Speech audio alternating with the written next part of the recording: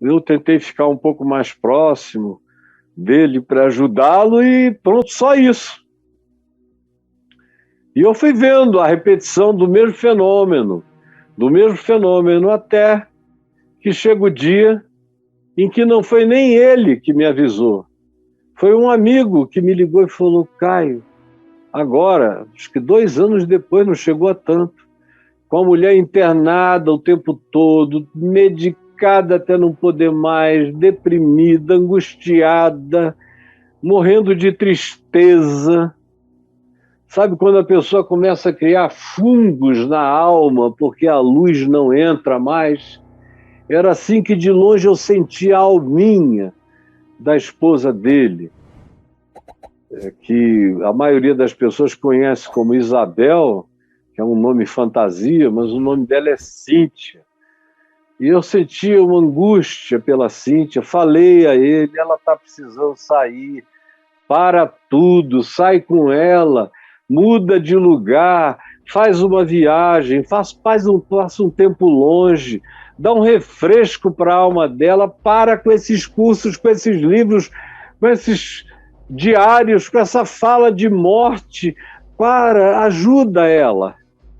Aí eu falava com toda a mansidão: tá bom, não, eu estou cuidando, eu também tenho uma visão do problema dela, ela é médica, reverendo, então ela própria sabe o que está acontecendo. Eu digo: mas não é assim, médico cura-te a ti mesmo, ela precisa de outras ajudas e precisa se afastar desse clima. Eu falei com toda sutileza, calma, amor, carinho, algumas vezes e nada. Cada vez que ele falava comigo, tinha mais coisa acontecendo, ele numa empolgação frenética, uma euforia assim, quase bipolar, e eu angustiado cada vez mais, até que esse amigo disse: olha, a mulher dele morreu. Aí eu sabia que tinha sido suicídio por overdose, porque não era a primeira vez, ela já vinha tentando, se não me engano era a terceira ou a quarta, se eu não estou enganado. E era previsível. E aí eu liguei para ele e falei: meu irmão. E eu estava crente que eu ia encontrá-lo aos prantos.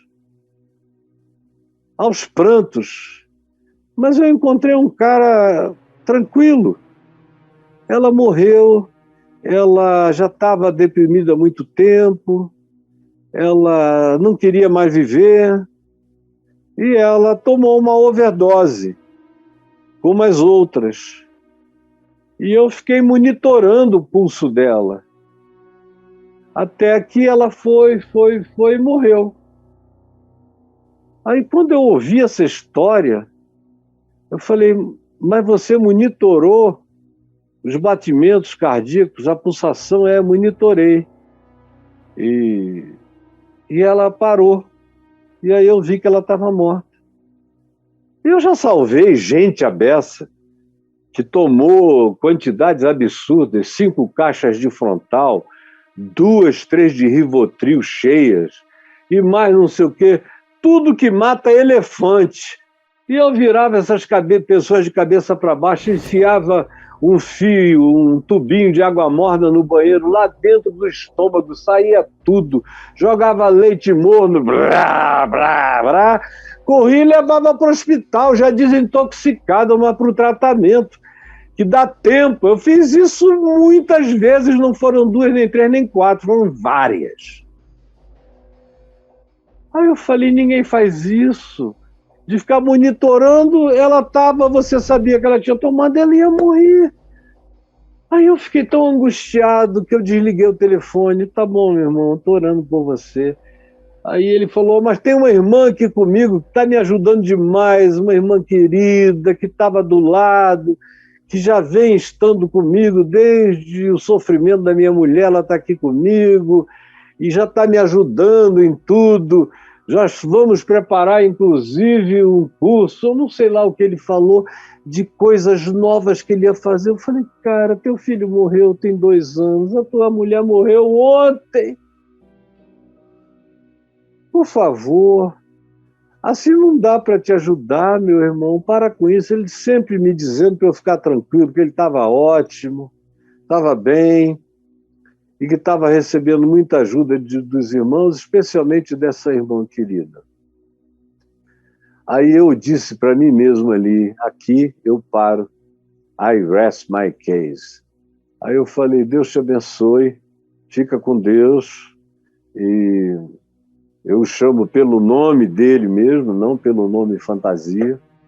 Falei, tá bom, fulano, e eu vou ficar por aqui. Deus te abençoe, qualquer coisa eu estou aqui. E pronto, nunca mais falei. Mas ainda ouvi entrada dele em alguns podcasts, em algumas coisas, criando a relação entre nós, íntima e visceral, o que não havia, exceto do meu amor pela dor dele. E aí, quando foi uma vez em algum lugar, não me lembro mais nem onde é que foi, ou se foi aqui no Papo de Graça, com o Braulio, que alguém escreveu dizendo: o seu amigo Daniel Mastral está ensinando isso e aquilo, tudo que eu abomino. O cara disse, eu falei, desculpa, se ele está ensinando isso tudo aí, não é meu amigo, não. Porque eu, da minha parte, tentei ser amigo dele de todo o meu coração, para ajudá-lo.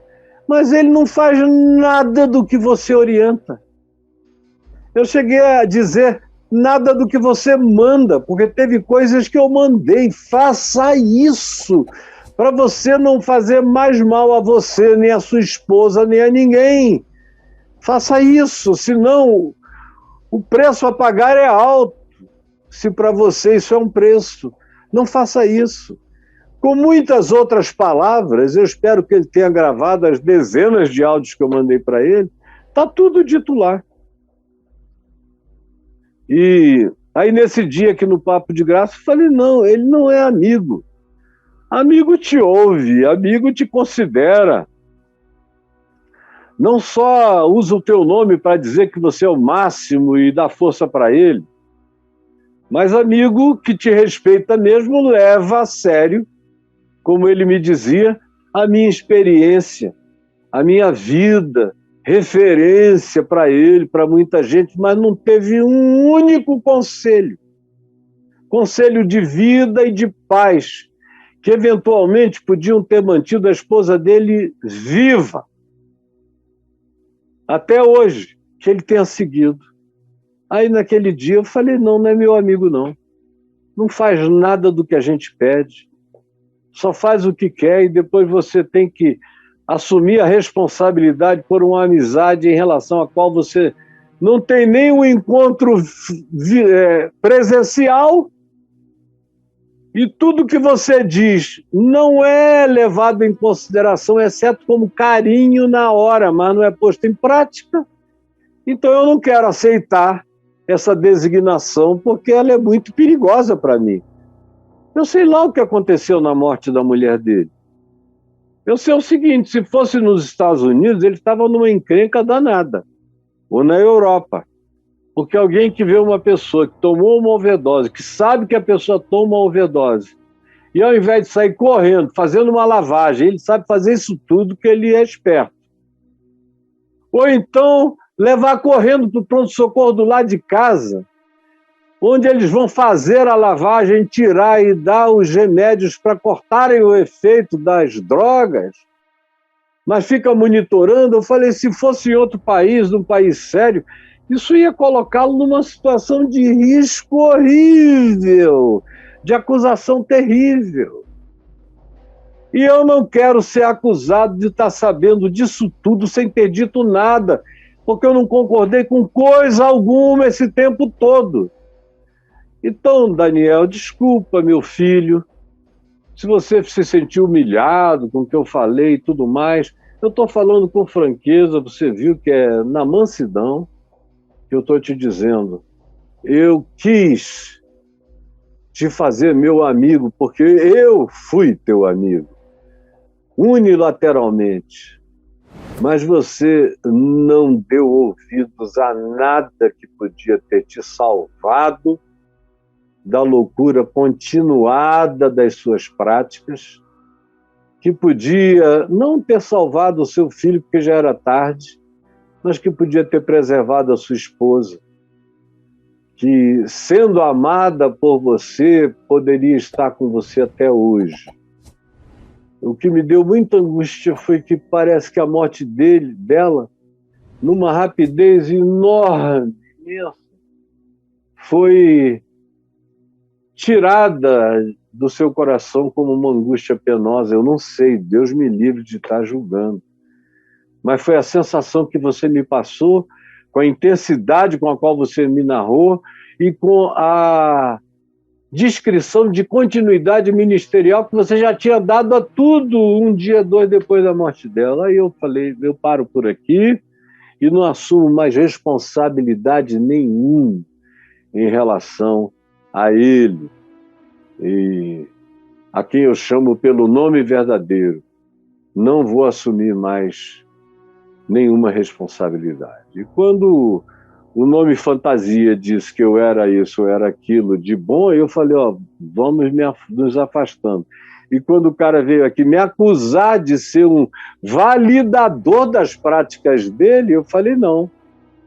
O seu amigo está fazendo... Olha, desculpa, eu não sou amigo dele, não é meu amigo, porque um amigo, Jesus deu um conceito para amigos.